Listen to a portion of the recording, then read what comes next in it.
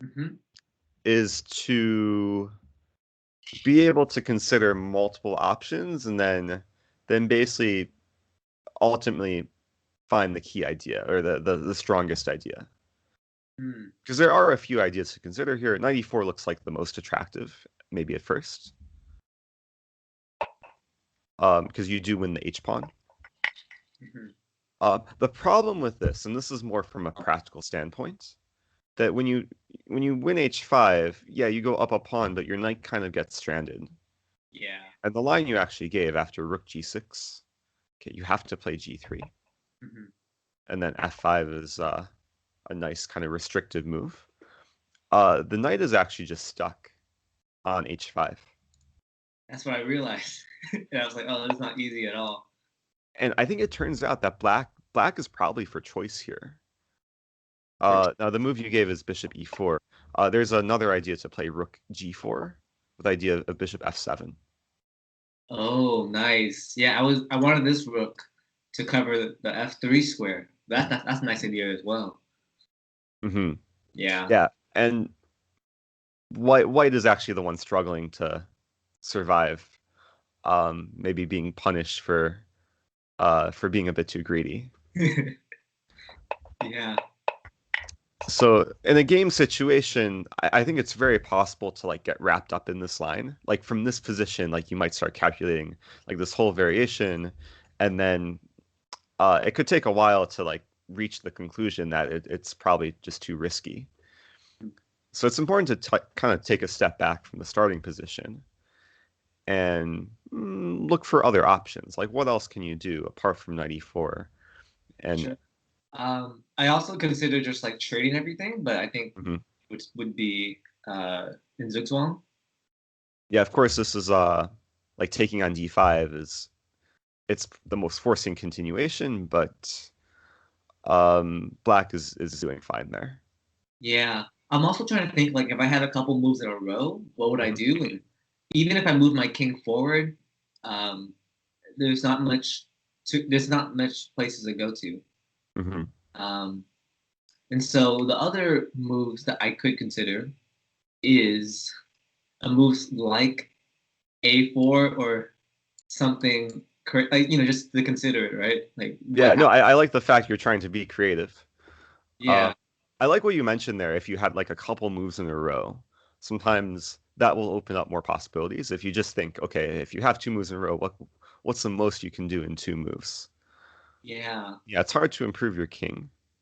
So I'm eliminating my king. I'm eliminating trades, and I'm eliminating the knight E4 idea. Hmm. So what if we played A4? A4 is possible. Okay, I was right. I mean, black will probably play like king c6 and keep things defended. Hmm. Oh, don't tell me it's like G4 or something. G4. If Okay. it's G4, it needs to be justified. But I will say right away, G4 is a bad move. Um. So did I say one of the? No, you're actually like you haven't, as Yeah. far as I can tell, you're not close. But the idea itself is okay. Now you're looking for some maneuvers. I'm going to ask you a very simple question. Sure. Okay, if you can place your knight anywhere on the board, where would you place it? Possibly here or here. Uh, There's a better square. oh. Like tactically, where would you place it? Uh, really? Wait, is it better square than that? Hmm. From a tactical standpoint, like if it were like Bughouse and you could Yeah. just place it anywhere. I'm trying to think. Yeah.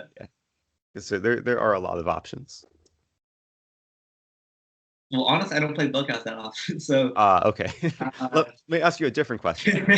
What are the main targets that can be exploited in Black's position? Like there's two this main targets which are attackable. this rook Yeah. What else? and the king. King. I mean, the bishop. The bishop is more of a target because it's pinned. Yeah, these two are targets for sure. Yes. So if knight can go here, Yeah. If you ah, put your knight on e3, you're winning material. I see. The rook has nowhere to go. I see. Uh, Yeah, I'm trying to. Okay. Wow. Okay. so it turns out, like the arrows that you drew just a few moments ago, Yeah, knight d1. Knight d1 is just crushing. There's no defense for black. that's crazy. What if kind of Now like losing black can the king, get out of the pin. get out of the pin? The problem is this rook on f5 is just stuck. Ah, I see. And, Wow, and then you're just winning the bishop. that's nice. I feel like this is the type of move it could cross your mind, but Hmm. it's important to understand like it's like how strong it is. Like it's just completely winning. Yeah, that's a good question to ask too. If this was Bughouse, where would you want your pieces to go? Yeah, it's not always the best question to ask. Sometimes it's more about what's like the optimal square for a piece. Oh, I okay. guess Bughouse has some like weird properties, but if you just imagine like okay, go through like your king, your knight, your rook, and figure out how each of them could be fully optimized. In this case, you have to identify e3, even though it's not technically an outpost square.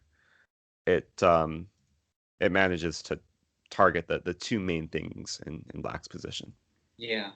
Hmm. That's nice. Um, I like it. yeah, I, and I'll give you one more like pointer when it comes to knights. If your opponent has two targets on the same color square, mhm. then there's fork potential. Mm, It would be impossible for a knight to attack something on a dark square and a light square at the same time. mhm. But two light squares at the same time, yeah, knight e3 would be golden. Okay. Well, that's good to know. So I can see more faster, like, oh, same color square might be a fork. Exactly, yeah, and that's also a way to avoid getting forks. Like if you have, there's this common or typical endgame like king and queen versus king and knight, Oh, yeah. and then you just want to like sometimes put your king and queen on separate colors, so you're not even worried about getting forked. That's a good rule of thumb. Nice. But Okay. uh, but yeah, like this, I've given this to so many people, and so many like struggle finding knight d1. But it's the type of thing like you want to find in your own game. It can be the difference between winning and losing, essentially. Yeah. It's hard to consider moves that are going backwards. I think that's the, Yeah, or, especially backwards knight moves. Actually, oh, backward it's knight move. probably I've heard from multiple like strong players the backwards knight move is sometimes the hardest move to overlook in a chess game. Yeah, you don't want your knights in the on the edge of the rim of the board, right? Right. Yeah. And did I send you the book Invisible Moves? I think so, but I'm still working through imagination. Okay, fair enough. Because there's like a few instances in that book. It Yeah. shows examples of like strong players missing the most obvious things. And there's one example of like a grandmaster missing knight takes queen. Like he just left his queen attacked by his opponent's knight. It was like a backwards knight move. He just a blind spot. Wow. So Okay. Well, yeah, it's so many stuff to read. right, yeah, yeah. Take your time through it though. Good. Important for it to sink in. Yeah, Uh, thanks for the study. I'll work on this later this week. Um, Yeah, sounds good. A I'm lot of these, I will say, have the same theme. Like the first five gonna, problems are okay. all about finding different types of ideas that maybe you wouldn't normally consider. Oh, So good. it really kind of tests like literally your imagination and creativity. Mm. And I know I didn't get to this far yet, but in the book, I think like the farther you go in the book, you use like different types of thinking. Yes. Okay, so I gotta read what those thinkings are before I work on these problems. Yeah, you could. Actually, like so there's some overlap. So this first one was progressive thinking, Hmm. where you're continually cycling through ideas, and that's actually essentially what you did. Yeah. Helps that you were thinking out loud because you cycled through this and um like knight d1 was the last thing that you considered, but um it required some level of imagination too. Mm. And the last few like chapters 3 through 5 are all imagination. You really have to be creative. Ah, I see. Okay. Well, awesome. Thanks. Yeah, thanks for the study. I really Yeah, you're appreciate it. welcome. Awesome. So yeah, if you want to go back to the Grand Prix study. Yeah, that'd be fantastic. I've been having a lot of troubles with this, Mhm. with some of the positions, like to get an edge. And yeah, you're the expert in the Grand Prix, so would I'll love. do my best to help. I mean, I will say there are sometimes inherent problems with some of like the very main lines, Hmm. where sometimes you have to adapt. Hmm. Um, Maybe we can start with like where I can help you out with the most. Oh, sure. Yeah. Um, because A, okay, let me go back here. Because A6 is a very common thing that you'll run into. A lot of players like to play this to just completely discourage the Grand Prix. Hmm. And I remember having difficulty with this from the white side. Um, and G3 is the most principled move. I will show you the very first thing I learned for white against this opening is to play F4, Hmm. B5, and then D4. And I'm showing this to you because it's a simple setup that is very playable if you don't want to know too much. And the point is, oops, let me decline that. After pawn take D4, queen takes D4, knight C6. Your queen has a nice retreating square, F2. F2. And then there's immediate ideas of bishop E3, bishop B6. And you basically employ some standard setup. Got it. This is a bit reminiscent of what I showed you against the English, where Oh. like you have your pawns on E and F file controlling space, and your bishops develop normally Mhm. behind the pawns. Okay, Um, interesting. so this is one option. Hmm. I've found that I played one tournament game in this, and I had a bad experience, and I stopped playing it. Um, I found against stronger players, like they're comfortable here too, because it's more along the lines of like some open Sicilian, because you Yeah, play D4. But it's playable. got it. Um, Sticking with G3, I'll show you some very nice preparation. And when I saw you had this like as you were having a question about this line, I got so excited because I thought I showed you this to you at some point, but maybe I didn't. Yeah, no, Um, yeah, cool. so this specific position after D5, do we have like I think this is the main position you were asking about. Yeah, well, I mean, not this like Hmm. something like this, but is where they basically play A6 and you go into a close Sicilian and they have a bishop on B7 and usually a D5 break at some point. So Right. maybe not this exact position, but something like this. So I will say, the exact position does matter for what I'm about to show. Ah, okay. Um, this exact position is probably the most typical position you'll get from A6 on move 2. Mm-hmm. And it very simply starts with just this kind of standard closed Sicilian setup. Mm-hmm. If black wants to, black could play knight f6, and that's a different line which we can get to. Mm-hmm. But let's focus on d5. Sure. Now, to understand from black's perspective, if you were to take on d5, black has a nifty move here to play knight f6, with the idea to recapture with a piece on d5. And I used to play this as black, and I'm usually happy in this position as black. Mm-hmm. So you don't take on d5. Another thing I would be happy about as black is if white plays e5. This is not what you want to do because then the knight can come to h6 and f5, and then an eventual h5. And black has this very nice bind where Yeah. it's hard to do much in the middle game. Mm-hmm. So the move I recommend here, and the move I discovered a few years ago, which I've played I've actually never played in like a slow tournament game, but I've played some online, and I've played some over the board blitz and have had very good success with this, is pawn f5. Oh, I like it already. And it leads to okay, it's going to lead to even more exciting things. Creates a lot of kind of chaos between the pawns. Um, and at some point, I remember encountering this over 5 years ago. I remember looking it up in the database, and it was a novelty.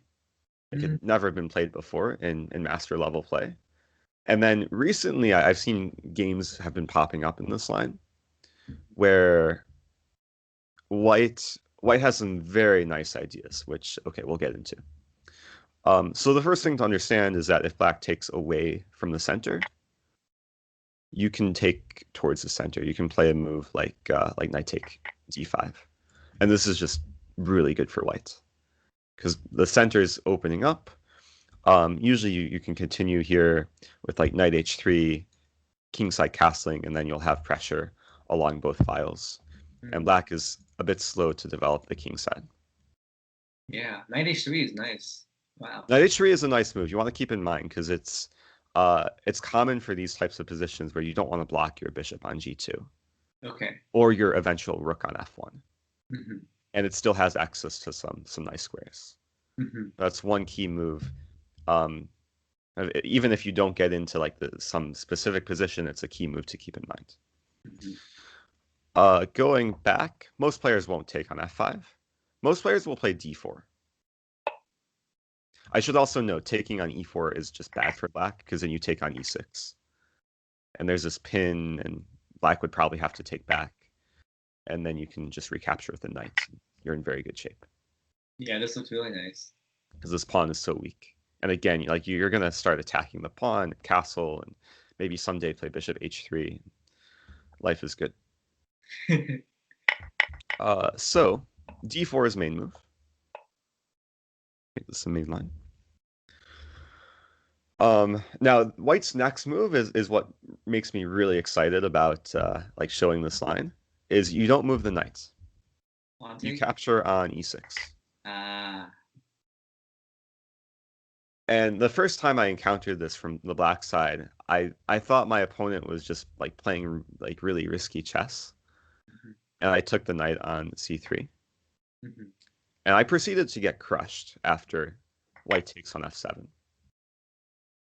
Um, Now from an objective standpoint, like this position, it looks like white just played an unsound sacrifice. Looks like black should be safe with extra minor piece.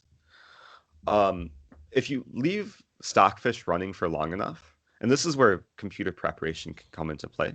Like at first, I think if you turn on Stockfish, um, maybe Stockfish has improved.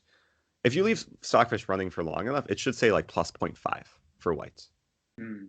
which is a very good sign because computers are very materialistic. Yeah. And white does have a lot of compensation with ideas involving attacking the king, many ideas involving bringing the knight to g5, and exploiting the very weak e6 square, and also just having the massive pawn center too. The move to play here is simply taking on c3, Oh, really? which is weird. Like it feels slow because you're not going for any attack against the king. Um, but you're giving black options. You're giving black a bunch of options, and I think this position is probably more about understanding the ideas rather than memorizing like further specific variations. Now, if you look this up in the Masters database, there's 2 games uh, played from this position, both of which white won. One was very recent. Actually, the one game, if you click the opening Explorer, I'm gonna bring in the one game between Dmitry Kollars and Rasmus Thorgerson, because I think this was a nice demonstrative win how whites can really maximize advantage. Okay. It was a game played in Denmark, and it was a tournament that I was at. I Mm. remember like walking through the playing hall and just like looking at random games, and then stumbling across like this position on the board and realizing, oh, this was my preparation. And at the time, I thought like it had never been played before. And then I was slightly disappointed to see that okay, someone else like knows the secret. And okay, the player playing black in this game is pretty strong, like over 2200. Um, but white played a lot of like nice ideas coming up, so I think it helps just to see what happens. White starts with knight f3 because there's some cases where knight e5 can be played. Okay. G6, just castle. White's patient. Now the king has to probably move away from f7. Yeah. And now nice move d4. Try to open things up. And yeah, I mean the compensation here is, yeah, okay, maybe white wants to open the position, but white just wants to dominate the center. And if white's dominating the center with the pawns, then black's minor pieces can't easily get into play. Hmm. Now in the game black played knight d7. This is a game like when you're going through, you should be constantly asking yourself questions like, okay, what if black takes on e4? Because it looks like a free pawn. And maybe if you were in this situation, you'd be hesitant to play d4 because e4 looks like it's just hanging. Yeah. So this is a question I didn't immediately know the answer to, but now I think I have an idea here for white. White to move, what to play. Do you take advantage of the open e file now? Oh, with like queen e2 or rook e1? Yeah, like queen e2. That's a move. I think there's a stronger move here. Look for something more forcing.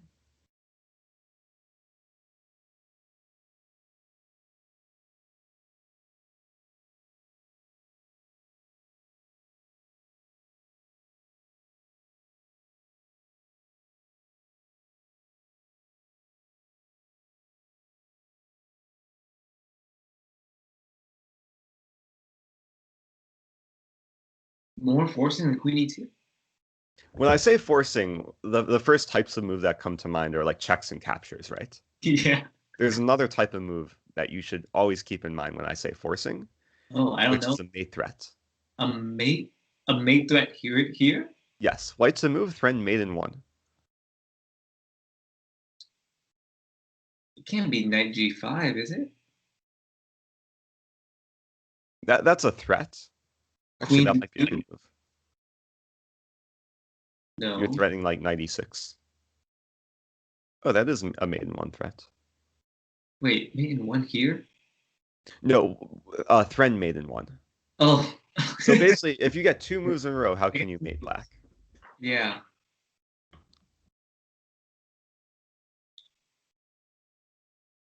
Why is it so hard for me? Knight e5 And then what? and then rook f7. Hmm. Or knight Oh. g5 and then knight e6. Oh. So either of these ideas should be considered like right away. Like you should already be looking like with the rook controlling or having scope along that file and the bishop controlling h6, or you should already be thinking about mating ideas. Got it. So that's what you mean by forcing. You can threaten like a If you very threaten mate, that's very forcing. Black then has to respond, right? yeah. It's not. I'm not used to threatening mate in the first 10 moves. It So feels weird, yeah, and that's one thing to kind of realize in this position. The king is still not entirely safe on g7. So the first move that comes to mind here is just, I mean, just knight e5. yeah. And now we're unleashing the bishop. We're threatening mate in 1. Maybe the variation could continue, like knight f6.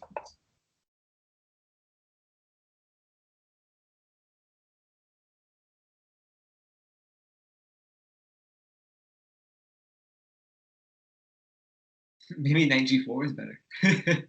Oh, knight g5. Or maybe if yeah. And there's bishop takes g5.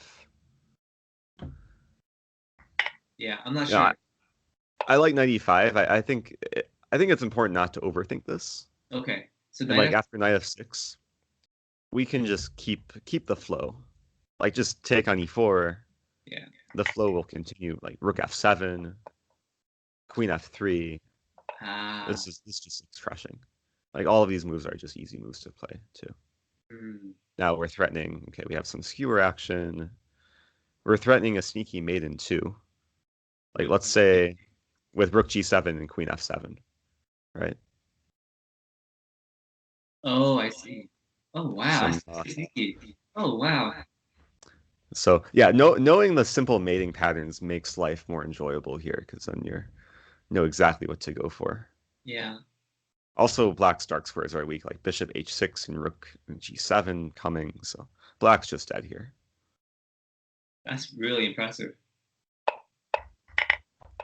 So sometimes, yeah, moments like this, you have to kind of dig deep and realize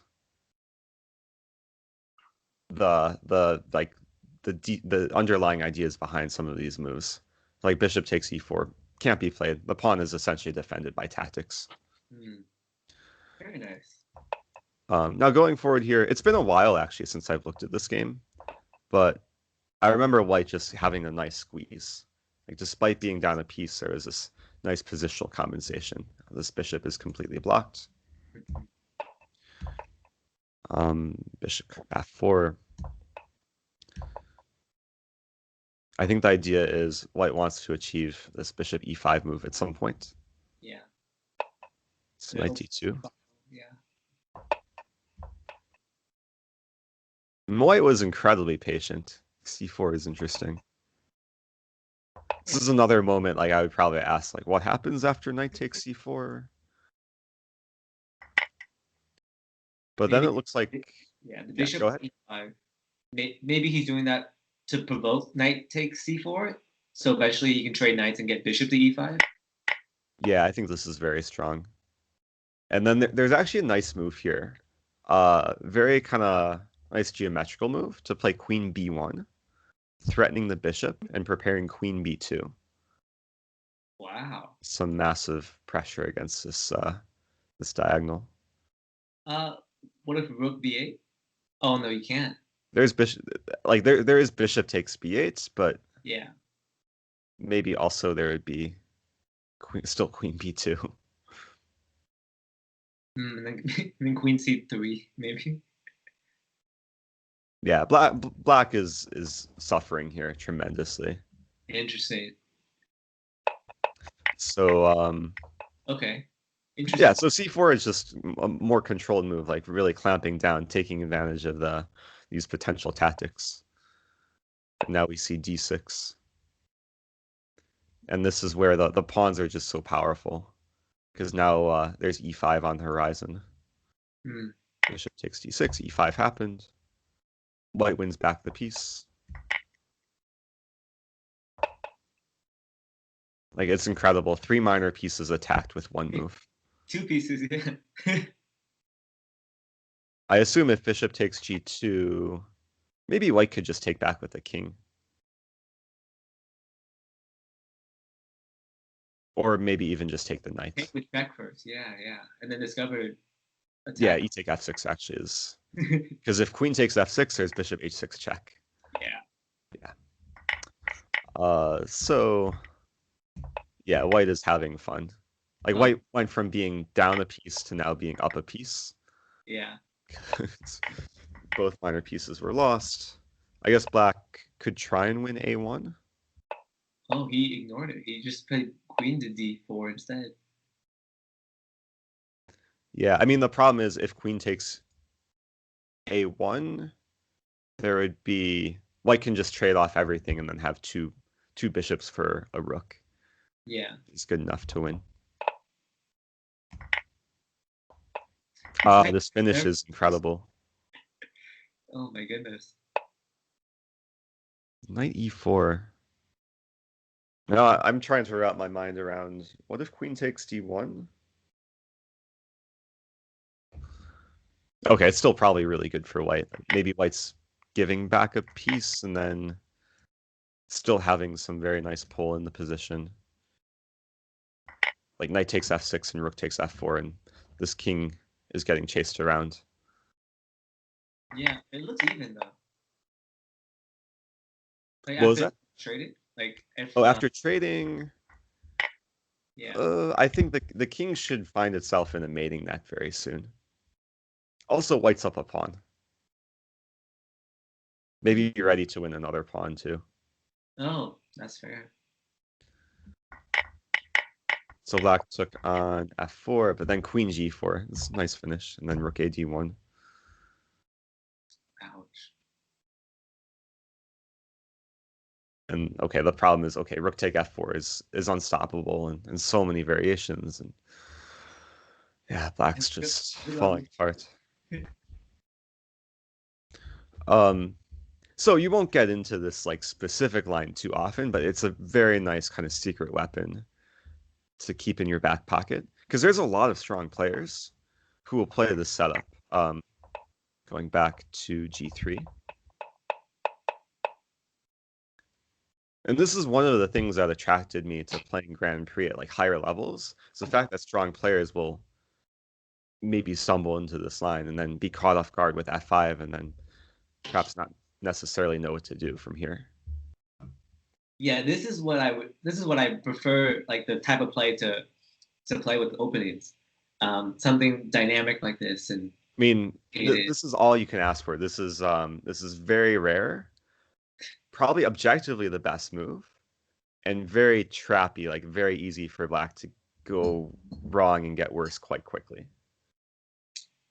Okay, I dig it. F5. So it's a novelty, you said? Like, It's close. Like it's been played. Okay, now it's been played more times.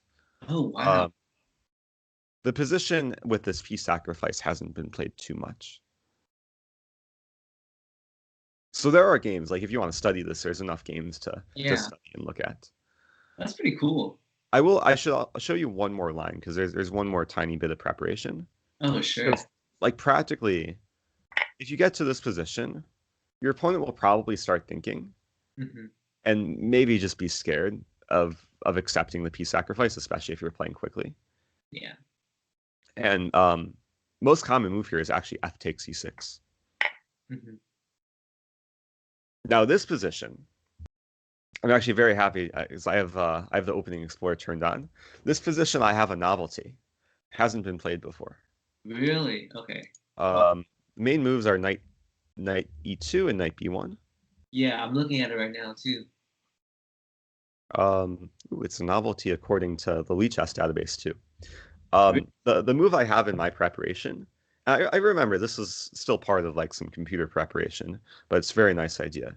It's to start with queen h5 check. And it's very forcing continuation. Black pretty much has to play g6. And you're going to leave your knight hanging for several moves, but black won't be able to take it. And you play queen e5. Okay.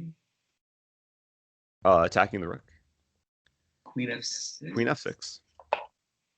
Now queen to c7. Attacking the bishop. Queen e7. So black has to play one of these moves. Okay. Let's say, I don't know, queen e7. Then you take. So you trade queens. You play knight e2. And you get a structure which I've had this exact position a couple times in over the board blitz. And you get a structure which is actually very pleasant to play, even though you have a bit less space in the center. E6 is a massive target. And the ideas here include knight f4, bishop h3. And like all of a sudden, like even with two minor pieces, it can be a bit troublesome for black to cover e6 effectively. And also knight f3 included. Yeah. So if he pushes e5, then you just switch targets and you just. If e5 right away, yeah, start with. I mean, I think knight f3 would be the best move to start with. This pawn needs to be defended. Yeah. We can imagine like bishop to d6.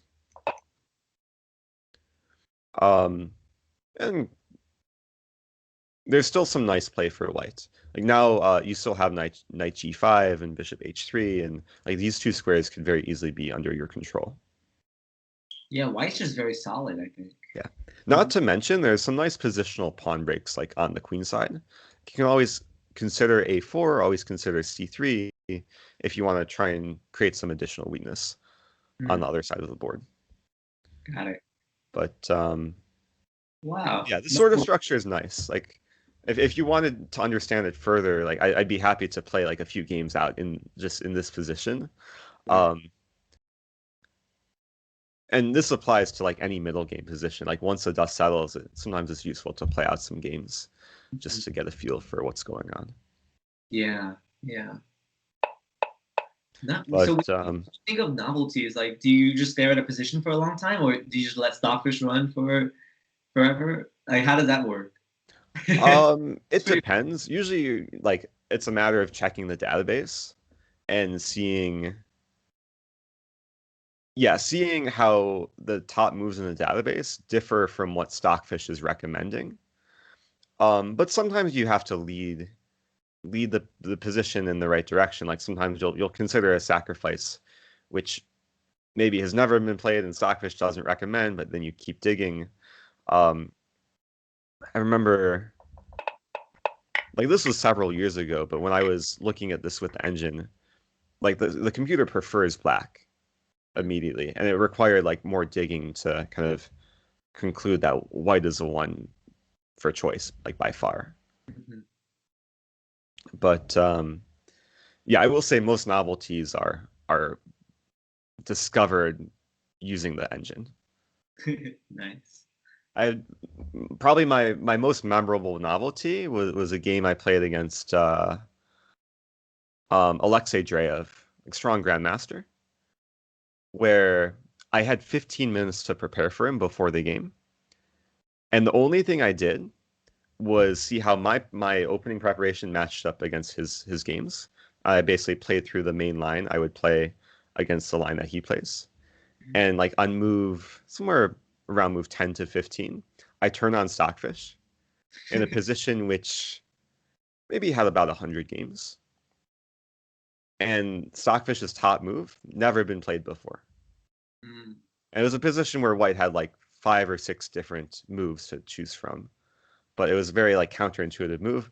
I went into the game. We went through all of my preparation. And I got a very nice position like from the opening, and the game ended in like a quick draw, with me being better and then scared to play for a win. Nice. Okay. So yeah, you like using the computer can be effective, especially when the positions are sharp and you want to dig, but always have to make an effort to understand what's going on. Sure. Awesome. Yeah, I like this a lot. F5 and then leave your knight hanging for 5 moves. That's Right. so good. Yeah, and it's like if you start playing stronger players, like this is the type of thing like you can really shock them with, and then maybe get some early momentum in the game or some early advantage. Hmm. Nice. Now Sure. there's a lot of ways for the position to branch out. Like we've only kind of scratched the surface with this. Sure. Because there's also knight f6, Mhm. which is a whole different line. For this one, I pasted in a game, which probably won't spend too much time looking over. I'll just give you kind of the starting point. Now here you can play knight f3. And in this line, you willingly go for e5.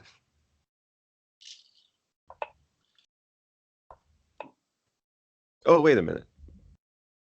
I'm getting confused. Where does my...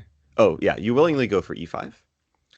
Um, yeah, the game I had in mind is actually, it stems from a different sort of move. Um, Yeah, it's the same guy who wrote the book.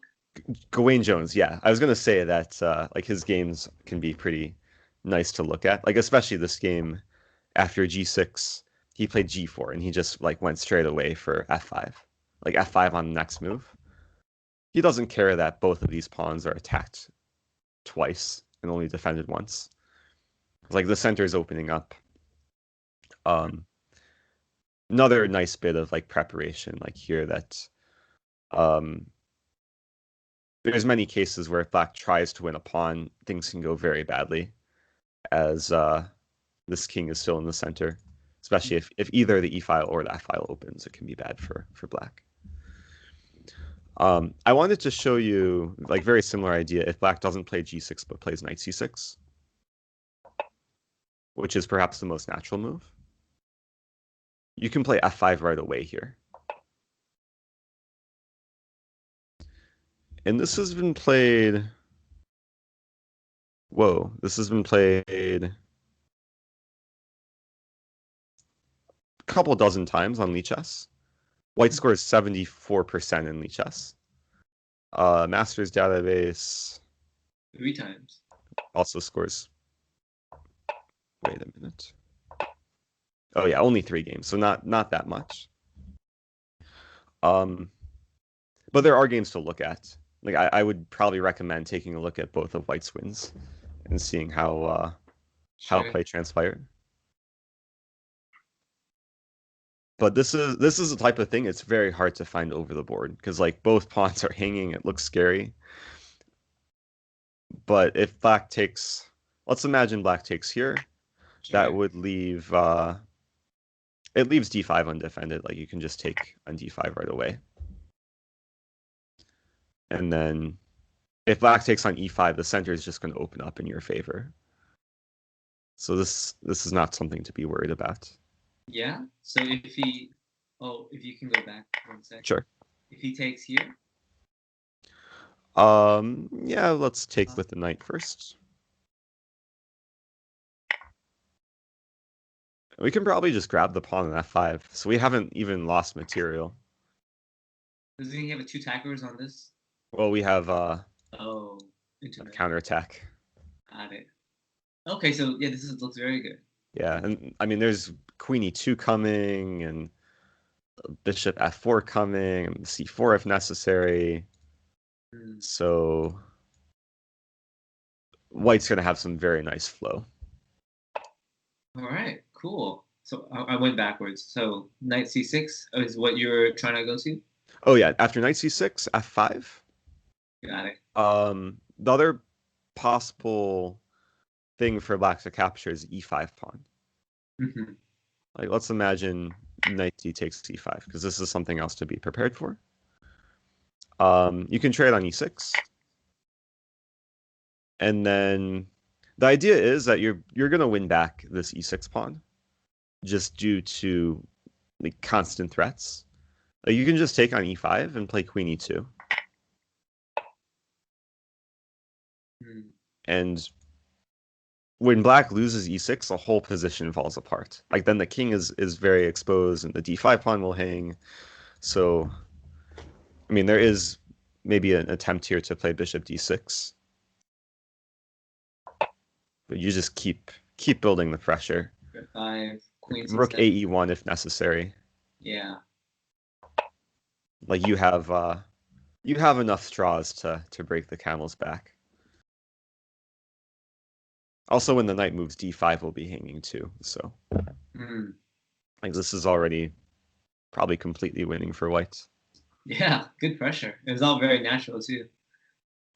Yeah, it starts with like maybe a seemingly unnatural move, but then everything else after that is natural.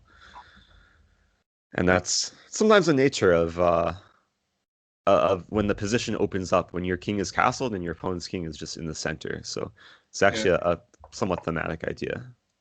Nice.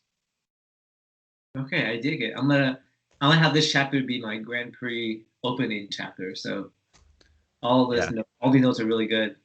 Actually, yeah, this chapter should only be focused on a6. Yes. And then I know you were asking about something else too, which is actually completely different from the positions that we were looking at, but it's still in this chapter. Is what to do after knight c6, where it's more of a closed Sicilian. Yeah, this is like, yeah. Because this. With this.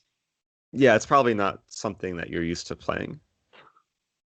Yeah, black. I think black is very solid. Yeah, I can give you a couple recommendations. There's one game you have to look at if you're at some point gonna play like this sort of structure. Sure. I'm ready right now. It's actually it brings back great memories for me because it's the very first game I ever looked at in knight c3 Sicilian, and it was a closed Sicilian variation. I'm gonna try and find it. It was Nigel Short against some guy named Hossein.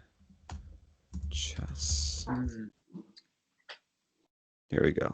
1999. Is it the one where you played like bishop e2? Um, No. Wait, you said bishop e2? yeah, he played like a novelty at that time apparently.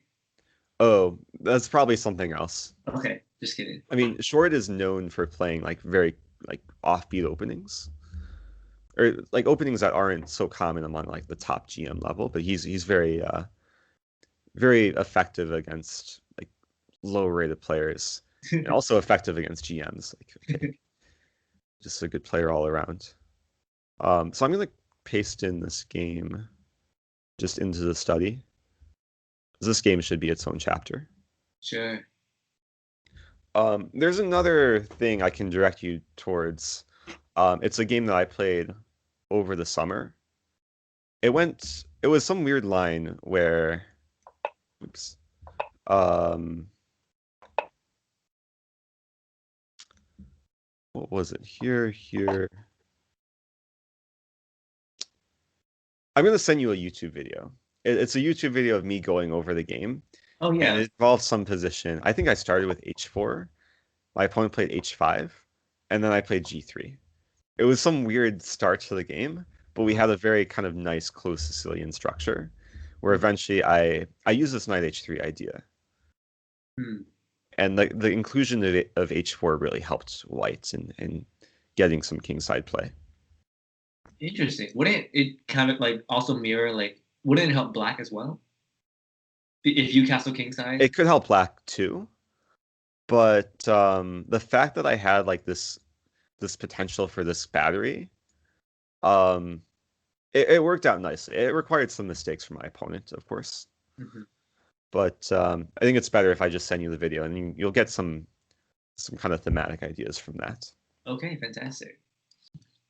Um, Now with the Nigel Short game, I don't know if there's an annotated version of the game online, but we can quickly go through it, and I can show you Yeah, the let's main do it. ideas here. It comes from a slightly different move order. The move order isn't too important because you're going to get kind of this traditional structure. I guess instead of a6 to prepare b5, black plays rook b8 to prepare b5. Hmm. Um, Now I should mention there's a few things to keep in mind. What you want to do is delay playing f4, Hmm. at least in this specific position. If you see black going for the fianchetto, Okay. you delay f4 because there's many cases where you'd love to trade off the darks for bishops. Hmm. Because this is black's best pieces. It's a great defender and it's a great attacker against the queen side. Yeah. So giving yourself the option of someday playing bishop h6 is very valuable. Now it's very common for black to expand on the queen side. Like this is usually black's main plan in the opening. Hmm. And whenever this happens, you're usually completely fine to play knight d1. This is another reason for your queen to go to d2, is to free up the d1 square where your knight would then defend the b2 pawn. Hmm. You just want to make sure queen side is under control and everything's covered. So white plays knight e2, knight d4, castling, e6. Now the next move is very strange. And it's the type of move I'm not even gonna have you try and find because it's just so weird looking. But I'll show it to you, Okay. and maybe you can try and understand it. Knight to c1. Why would white do this? It looks like he really doesn't want to trade that knight. um, But why would you give yourself a passive knight and allow black to keep a very active knight on d4? Usually you go backwards to either maneuver to a different square or free up that square for a different piece. That's actually a good point. And both neither of those reasons apply to the reasoning behind knight c1. Okay, tell me the reason. Um, when black plays e6, black wants to reinforce the knight on d4 with the other knight. Yeah. And there's many cases where black will perhaps capture on e2 and then bring the other knights to e4. Okay. The problem for black arises if the knight comes here. Imagine the knight's on c6, and white's knight is on c1. This knight is stuck on d4. It can't trade itself off. White would then have the plan of knight to d1, both knights on the back rank, and then c3, and then the knight would be trapped on d4. What the fuck? So it looks completely ridiculous, but this is actually a very typical idea for this sort of opening.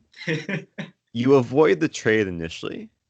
It's kind of like a coil. Like you start by like compressing, and then you decompress and expand like really quickly, and that's the whole plan. Like knight c1, knight t1. I mean, it looks really passive, but then the idea of playing c3, kicking the knight away, and even someday playing d4 can be quite strong. And then your knights will eventually come back to life. That's interesting. This only applies with this, like, mostly with this g6 and bishop g7 structure. Exactly. When black, like in this closed Sicilian structure, where both white and black fianchetto, and black puts the knight on d4, this is a time where you want to look for knight c1 and knight c1 and c3. Look for knight c1. I never heard that phrase before. And it's I mean it's so weird to even consider to put both your knights on the back rank. But I think what happened in this game is a great like justification for this knight c1 idea, because what ended up happening was really nice for white. Okay, black provokes knight d1. Also with b4, black frees up the b5 square. So if knight wants to go to b5, it could. Knight e7, c3. So black's knight is kicked away. And one of the main plans for white is like keeping the queenside and the center under control, and then later going for kingside play. Got it. So now we see bishop h6. Nice move. Black doesn't want to take on h6 because then the king will be stuck in the center. So black castles. Oh, also just a general question. When the bishop is fianchetto on g7, it looks like the kingside attack comes more slowly. It's not as fast as like queen e1 lines, and then when the bishop's on g2. Yeah, it's more positional in nature. Got it. But that's not to say that an attack still won't exist. Because attacks do very well exist from these lines. This actually reminds me, I'll have to find another game. Sure. It's from a U.S. Women's Championship. Victoria Knee, Irina Crush. Okay, I'm gonna find this later because. Okay, sure. Like white used the same knight c1 idea and then eventually got a kingside attack. So going forward here, the bishops get traded, and now we see the knight like come to life via e3. And so far, like white's play actually has some nice logical flow. The pieces are finding some nice squares. Knight comes to e2. So now the knights are a bit happier. And now f4. Yeah. And now this is kind of the point where white launches some attack. As now there's already ideas of f5, ideas of maybe opening the f file. Black tries to keep things together. f6. Now white plays a somewhat unusual looking move here, rook ac1. Nice. Which is like, it's one of those things, if you're going through this game on your own and it's not annotated and you're trying to understand these moves, it could be difficult. Because like, what is a rook doing on c1? It seems like the c file is not open. It's not going to open up anytime soon. The idea is purely prophylactic. Is it to prevent rook, like, if they ever play rook b2? Yeah, exactly. So wow. Black's main source of play in this position is open b file, and b2 is the main penetration square. So black would like to play queen a5, queen a3, and rook b2. White realizes that and just takes precautions. Starts with rook c3 or rook Rook c1, defending c3, making sure when the rook lands on c2, everything is covered. That's pretty nice. The three main potential weaknesses will no longer be weak when the rook's on c2. And now it's very hard for black to make any effective progress on the queen side. Plays rook b7. Now I really like the way white continued here, just improving the position. The next move is really nice. I'll ask you a very simple question. I'm gonna tell you the question you should ask yourself, and then you'll have to find that answer. Okay. How can this bishop be improved? If it can go on b3? It would like to access this diagonal, right? Yeah, that would be How can fantastic. it get there? Oh, that's strange. Yeah, bishop h3 to e6. That's very strange. So bishop h3 is played. It's another like kind of nice positional idea. It shouldn't feel strange though. Like the pawn on e4 is blocking the bishop, so this is the natural diagonal now for the bishop. Yeah. But of course e6, you kind of have to identify that there's no black defenders covering e6.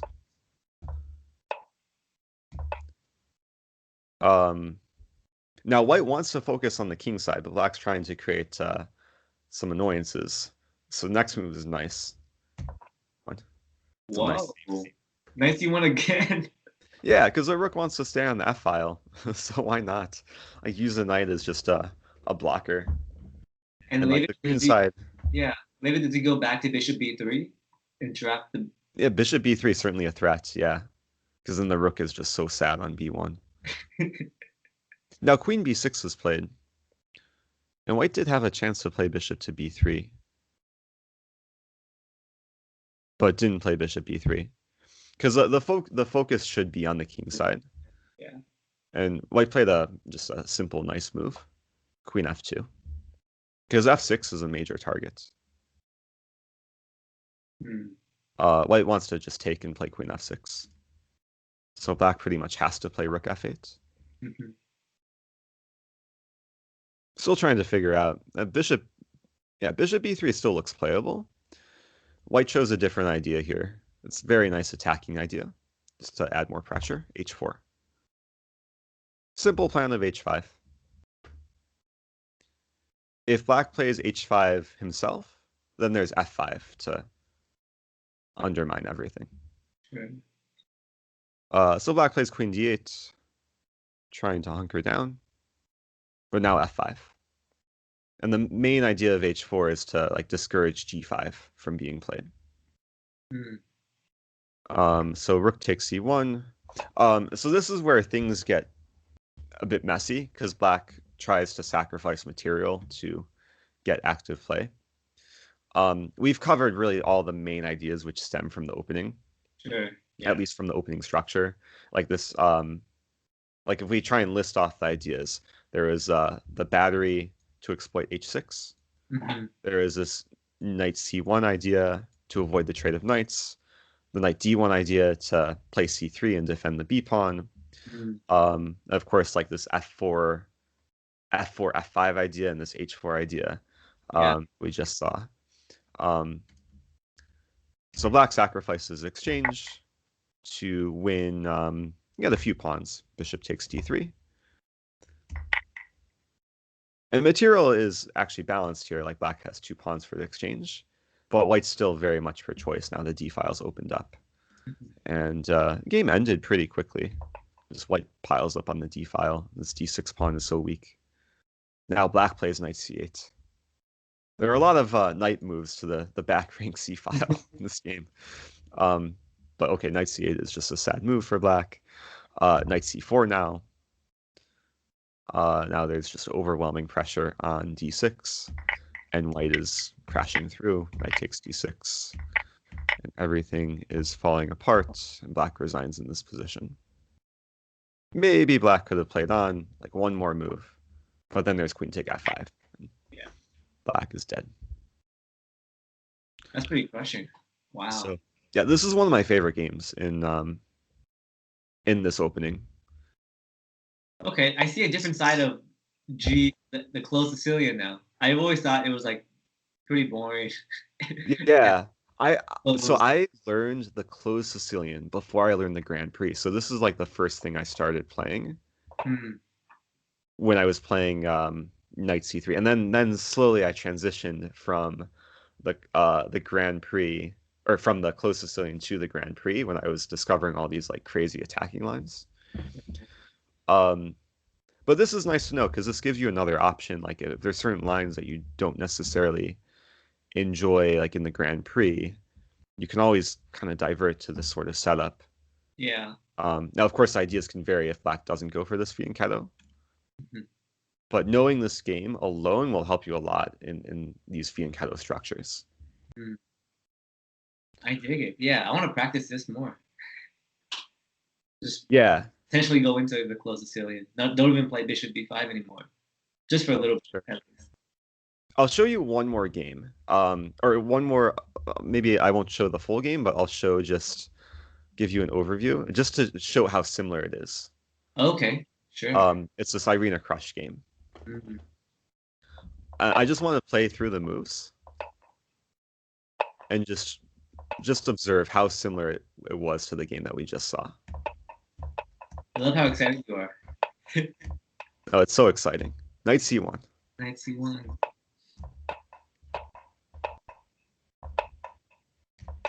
Bishop H6.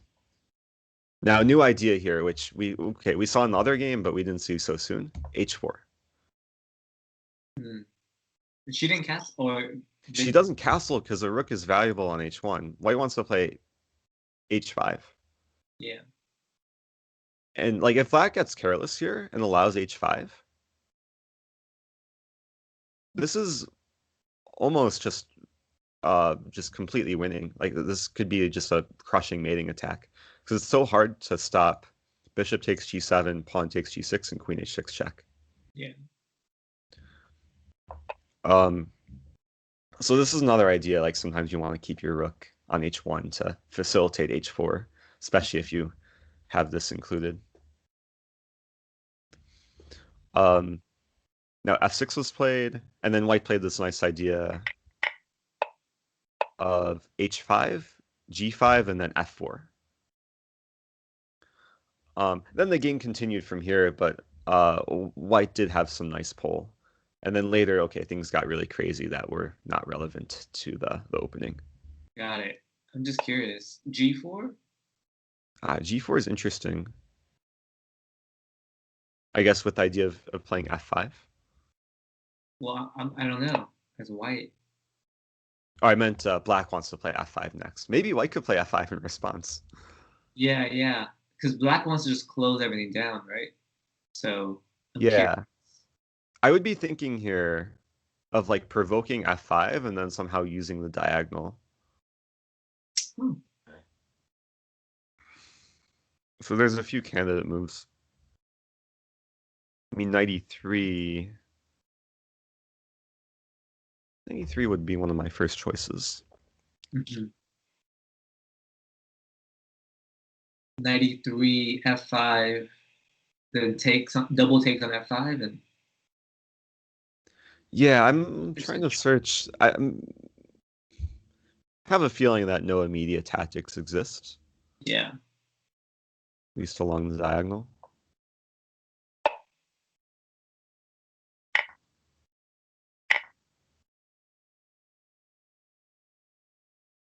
I'm trying to now evaluate the position just from a positional standpoint. Like if White just plays some natural moves, like maybe knight e2, castles queenside, and then has long-term control over the d5 square. Mm-hmm.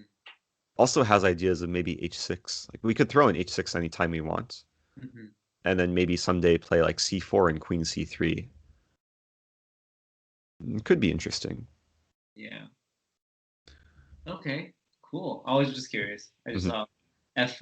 Whenever I push pawns and they close it, I'm always like, oh, should I? Maybe I shouldn't have pushed the pawns in the first place, and they can close everything. But maybe closing things are good because you. Yeah, it always depends. Yeah. Um, And it certainly transforms the position, and it can lead to different types of ideas. I think in this case, it's nice for white, especially if white can maintain control over this d5 square. Mm. Actually, now I'm realizing maybe white should throw in h6, force the king back, go into this line, and then I know it looks weakening to d4, but there is a pin, and white will very quickly continue with queen c3 and knight e2. And there's constant worries for black against g7. There's also ideas of rook h5, rook g5. Yeah. And white's king is going to be super safe when it castles queenside. So yeah, black's on the defense most of these. Yeah. I actually really like the harmony for white in this position. Like everything kind of comes into play. Hmm. And whenever knight g6 is played, f5 becomes weak. Oh, you're right. Oh, there's two defenders now. Or That's three. true. Also, d5 becomes weak though, so there might be opportunities to play knight d5. Yeah, Like, yeah. okay, it's Yeah. possible to play out, but it's All these arrows. I love it. Oh man. So one more story about this game in Sure. particular. The player playing white, Victoria Nee, Hmm. this was her first time ever playing e4 in like a serious tournament game. And she's actually a good friend of mine, and like I prepared her specifically for Irina Crush, like the day before the game. Yeah. And the main thing we went over was the Nigel Schwartz uh Hossein game that I just showed you. Wow. So that game, I just wanted to show like the similarities between that game and this game, given that there are so many overlapping ideas and like coming right away from the opening. Yeah. Oh, did she play both knight c1 and knight d1? So Exactly, yeah. So it worked out nicely. And then there's like the broadcast of like Maurice Ashley or Yasser Seirawan. Like they were so perplexed about these moves. mm. But then Yasser was like saying that this is very typical idea because okay, Yasser has of course seen this before. And Maurice is like, the computer says this is bad. Yeah, that's possible. I have to go back. It should still be on YouTube. 2015 U.S. Championships Yeah. last round. This is good. I have more confidence now playing the Grand Prix. I was actually very discouraged because I was like, oh man. Uh, yeah, no, it's good to oh, it's great that you like made notes of like all these specific variations and what potential problems you're running into. Yeah. I know we didn't get to everything. There were maybe we can do like a rapid fire. Like maybe can just give immediate notes. Some Yeah. of these chapters I was having a hard time interpreting though, Oh, as in like it was kind of weirdly played out. or the question wasn't clear. Oh, the general question is just like, okay, I get to this setup. Like, what's Oh, next? queen e2, bishop g4. Uh-huh. Um, maybe if you have like a last couple minutes, maybe the one thing I would want to the bigger ideas would be the position or chapter number one. Okay. This is the position I get most common. This sort of structure. So after I will this, say, yeah. objectively, black is fine here if black plays very accurately. Hmm. And usually black needs to know to play c4 early. Yeah. Um, from my experience in a lot of games that I play, I'm able to achieve, like, if you're able to achieve a very certain, like, positional bind, what you would like to do is play b3, knight a4, or knight e2, and c4. If you can achieve this, then it's just such a nice position. Hmm. Um, I can't think of any games, like, off the top of my head, like, that are, like, well-known games from the structure. Sure. But b3 is a good move to start with because it discourages black from playing c4. It prepares, in some cases, bishop b2, some cases bishop a3. It also stabilizes the knight to coming for knight to come to a4. And if we imagine, like, let's imagine, oh, queen a5, not a good move, but playable. Then okay, you can go ahead play knight a4. Let me play one more bad move for black. Let's play bishop a6. I've seen them both before, so You've seen what? I've seen both those Oh, moves. both of these moves. Yeah, Very common. it's an attempt to be active. Like they look like pretty moves. But now you play c4. I guess the first thing to identify that the tactics should not work for black. Actually, I was calculating taking and then bishop takes c4. Yeah, but the I was queen. trying to figure out like, okay, d7 is hanging in the end, but the queen is actually defending the knight as Yeah. well. So once you get c4 in, this is just such a pleasant position. Mhm. If black takes, you just take back with the d pawn. This bishop is completely locked out, and so is this bishop. Like neither bishop can do much in the position. That's pretty. There's one funny trap here. If knight b6, there's bishop d2, and the queen is trapped. Let's say black plays d4 because this is something I'll get from time to time. This is just a dream position now because you can focus purely on positional play. I don't know what the most accurate move to start with, but maybe start with bishop here. You just want to build up pressure against c5. You're in no rush to win the pawn. I mean, you are threatening to win a pawn here with knight take d4. But you also have ideas, like more positional ideas of bringing the knight to e4, and this is a constant headache for black. Mm. So just knowing this positional idea, I think, can help. Yeah, I like it a lot. Wow.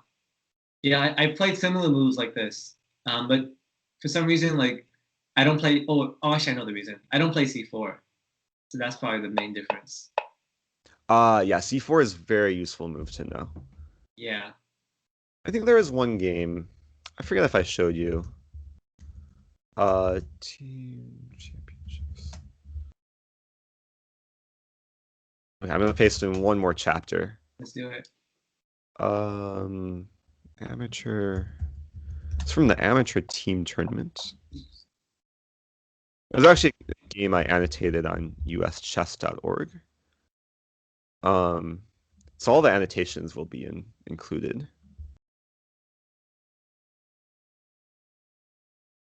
And it was not exactly a Grand Prix, but it was pretty close to the same ideas. Oh, that didn't work. Because it's messed up. I'm going to send you a link on Skype. Okay. Sure, no problem. And it's a game I play Elston Sao, or Cow. I don't know how you say it. Okay, I'll look at it. Yeah, for But sure. you'll see the same like c4 idea. A very similar structure where all of black's pieces are just bad, and then I just go for a attack pretty soon, like in the middle game. Mm. Okay, fantastic. Yeah. Yeah, I'll look at that. And you also mentioned you sent me a YouTube video you did explaining something about the Grand Prix. Yeah. Let me find that too. YouTube. Eric's tricky closed Sicilian. It's not on my channel. It's on Kostya Kavutsky's channel. You might have to. Oh no, it's the start of the video. Okay. There we go. Perfect. Cool.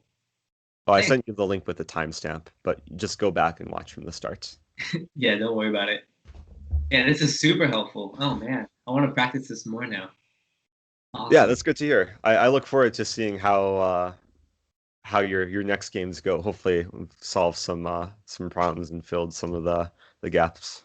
Yeah, this is so good. Yeah, thank you so much, Eric. I really appreciate it. Yeah, my pleasure. So I'll let you go. I should mention I'm leaving the country in a couple weeks, but I'll be keeping my calendar link updated, but my availability might change because I'll be in Europe. So yeah, the chess run or like chess tournament spree. Well, I'm visiting during the World Championship match. Really, you going there? What? I'll be there for actually almost the full match. I have a good friend who lives there, so I'm just staying at my friend's place the whole time. Wow, that's pretty cool. I'm doing some too for US chess. Oh, nice. So yeah, looking forward to it. Also, yeah, your whole chess career ahead of you right now. That's Yeah, kind of like a chess freelancer type gig. So it's nice. yeah. Okay, cool, Eric. We'll have fun in that. Hopefully, I'll see you before the couple weeks. I'm pretty sure I will. Yeah, for sure. Just feel free to book whatever you see available. Okay, sounds good, Eric. Hope you have a All good right. rest of your day. Thanks. Thanks. You too. Take care, time. Okay, take care. Bye.